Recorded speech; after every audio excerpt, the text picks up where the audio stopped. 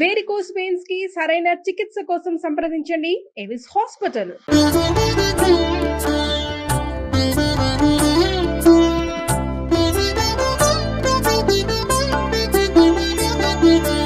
నమస్కారం. మాఘపురాణం 23వ అధ్యాయంలోకి వచ్చాం. నిన్న పారిజాతపు పువ్వులు కోసుకెళ్తున్నటువంటి గుహ్యకుడు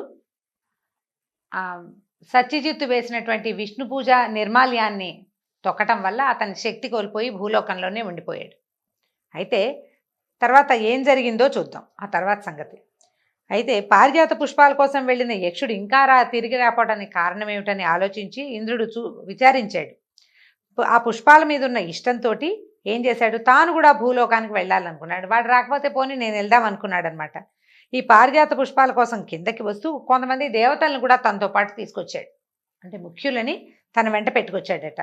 సువాసనలు విరజిమ్ముతున్న పారిజాత పుష్పాలను చూసి ఇంద్రుడు దేవతలు మహోత్సాహంతో పారిజాత పుష్పాలని కోసేశారు.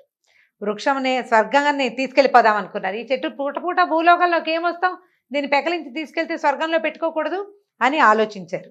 ఈ మహోత్సాహంలో ఏం చేశారు, శ్రీహరి పూజా నిర్మాల్యాన్ని తమ పాదాలతో తొక్కి దాటారు.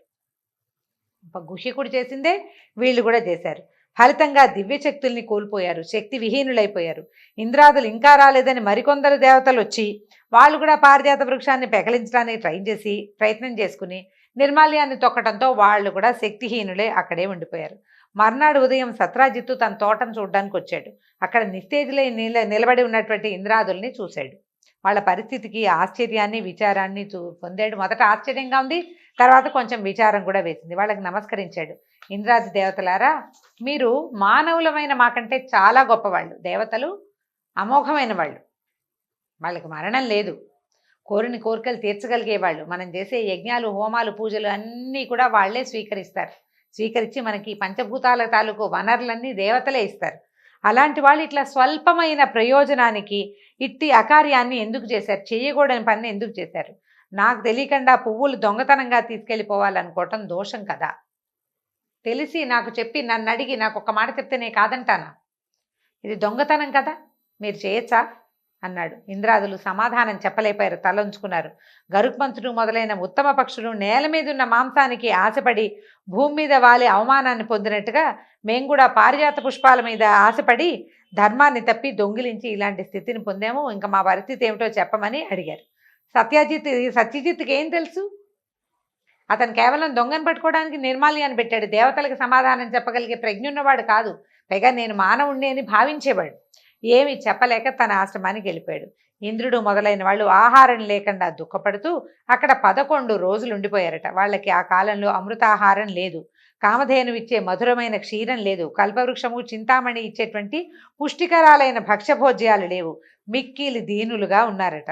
సత్యజిత్తును సత్యజిత్తు కూడా వీళ్ళ దురవస్థకి చింతించాడు. చాలా విచారంగా ఉంది.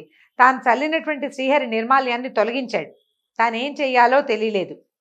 ఏం చేయాలో తెలియక దేవతల దుస్థితి తన వల్ల ఏర్పడింది అవటము, అది ఎలా తొలుగుతుందో అతనికి అర్థం కాలేదు. ఏదో అన్నాడు, పువ్వులు కోసుకెళ్తారా, ఇట్లా దొంగతనం చేస్తారా అండి మీరు అన్నాడు. తర్వాత ఏం చేయాలి, వీళ్ళని వెనక్కి పంపద్దు, వాళ్ళ ఇంటికి వెళ్ళని. ఆ తోటలో నిరాహారులుగా ఎలా ఉంటారు దేవతలు? వాళ్ళకి ఆహారం మనుషులు తినేవి, వాళ్ళు తినరు. వాళ్ళ ఆహారం వేరు కదా. ఇప్పుడు వీళ్ళకి ఏం చేయాలి?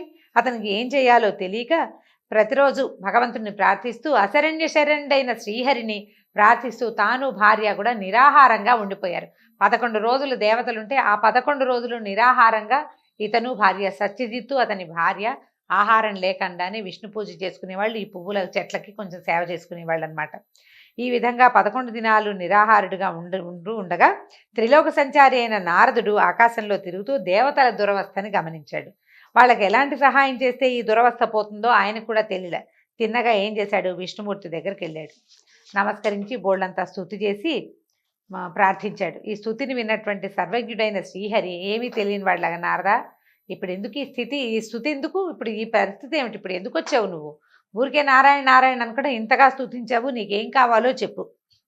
నీకు ఏం చేస్తే సుఖం అవుతుందో అది ఎలాంటిదైనా సరే, దేవాసురులు సాధింపజాలందైనా సరే నీకు సమకూర్చి పెడతాను నేను అని అడిగేసరికి నారదుడు తలవంచుకుని ఇంద్రాదులు ఒక చెడు పని చేసి భూలోకంలో చిక్కుబడిపోయారు. భూమి మీద పారిజాత వృక్షం అని ఒక చెట్టు ఉంది. దాని పువ్వుల సౌందర్య సువాసనలకు విస్మితులయ్యి దాని మీద ఇష్టపడ్డారు వాళ్ళు. ఆ పువ్వుల్ని ప్రతిదినము దొంగిలించారు.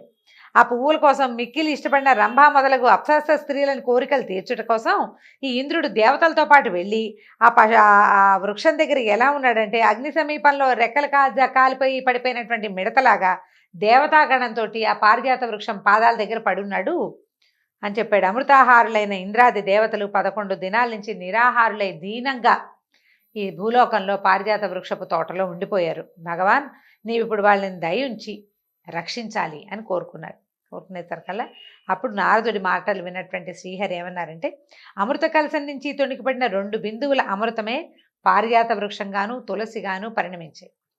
ఆ సత్యజిత్ అనేవాడు ఆ మొక్కల్ని రక్షించాడు. తర్వాత అవి మనోహరమైన ఒక పువ్వుల తోటలాగా అయింది. అది పెద్ద చెట్లు చాలా పెద్దవైపోయినాయి. వాటి నుంచి బోల్డ్ పువ్వులు పూసేవి. అది పెద్ద తోటగా మారింది.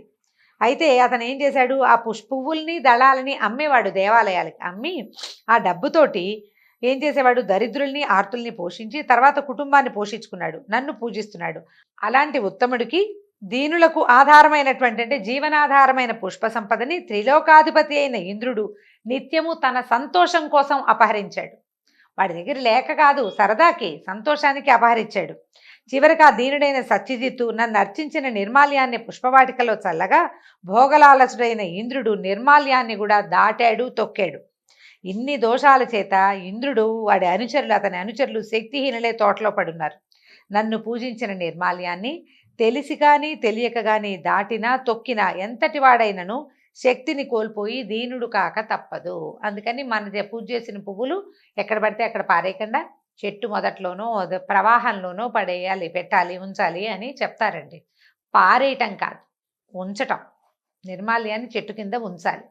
కాస్త చిన్నగా తవ్వి మట్టిలో కలిపేసినా పర్వాలేదు, మట్టిలో కలిసిపోతుంది. అలా జాగ్రత్తగా ఉండాలన్నమాట. అయితే ఉత్తముడైన సత్యజిత్తు ఇంద్రాదుల దైన్యానికి బాధపడుతూ ఏం చేయాలో తెలియక తను భార్య నిరాహారంగా 10 రోజుల నుంచి నన్ను అర్చిస్తున్నారు. ఇప్పుడు ఆషాఢ శుక్ల పాడ్యమి మొదలు నేటి వరకు 11 దినాలు దేవతలు అమృతపానం లేక నిరాహారులయ్యారు. సత్యజిత్తు తను కూడా భార్యతో పాటు వాళ్ళని చూసి అయ్యో వీళ్ళకి తిండి లేదని తను నిరాహారంగానే ఉన్నాడు. దేవతల పుష్టి కోసం అంటే పాపం వాళ్ళు ఆహారం లేకుండా ఉన్నారు, వాళ్ళని హాయిగా ఉంచమని నన్ను ప్రార్థిస్తున్నాడు ప్రతిరోజు. ఇవాళ 11వ రోజు అంటే నేడేకాదశి తిథి. సత్యజిత్తు నేడు కూడా ఉపవాసం ఉండి నా అష్టాక్షరీ మంత్రాన్ని జపిస్తూ జాగరణం చేస్తే గనక నేను ప్రసన్నుడనై అతడేది కోరినను వెంటనే ఇచ్చెదను. అతడే కాదు ఎవరైనాను ఏకాదశి నాడు ఉపవాసం ఉండి జాగరణ చేసి నా మంత్రమును జపించినచో వారికి నీ కోరిన దానిని ఇచ్చెదను అని విష్ణువు సమాధానంగా చెప్పాను. నారదుడు కూడా ఏం మాట్లాడాలో తెలియక తన దారిని తను వెళ్ళిపోయాడు. ఇప్పుడు దేవతల తాలూకు ఈ ప్రస్తుతం వాళ్ళున్న కష్ట పరిస్థితి ఏ విధంగా దాటిందో రేపటి అధ్యాయంలో తెలుసుకుందాం. నమస్కారం.